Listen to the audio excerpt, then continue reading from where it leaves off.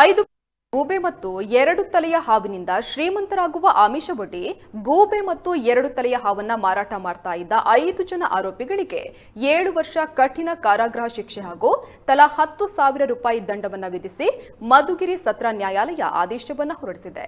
ಕೊರಟಗೆರೆ ತಾಲೂಕು ಹೊಳವನಹಳ್ಳಿ ಹೋಬಳಿ ಅರಸಾಪುರ ಗ್ರಾಮ ಪಂಚಾಯತ್ ವ್ಯಾಪ್ತಿಯ ಆನಂದ, ದೀಪ, ಜಯ, ಅಜಯ್, ವಿಜಯ್ ಕಠಿಣ ಶಿಕ್ಷೆಗೆ ಗುರಿಯಾದ ಆರೋಪಿಗಳಾಗಿದ್ದಾರೆ.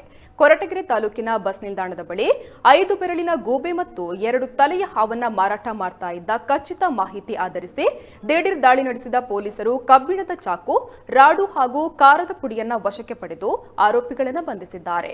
ಬಳಿಕ ಪ್ರಕರಣದ ವಿಚಾರಣೆ ನಡೆಸಿದ ಮಧುಗಿರಿಯ ಜಿಲ್ಲಾ ಮತ್ತು ಸತ್ರ ನ್ಯಾಯಾಲಯ ನ್ಯಾಯಾಧೀಶ ತಾರಕೇಶ್ವರ ಗೌಡ ಪಾಟೀಲ್ 5 ಜನ ಆರೋಪಿಗಳಿಗೆ 7 ವರ್ಷ ಕಠಿಣ ಶಿಕ್ಷೆಯ ಜೊತೆಗೆ ತಲಾ 10,000 ದಂಡವನ್ನು ವಿಧಿಸಿದ್ದಾರೆ.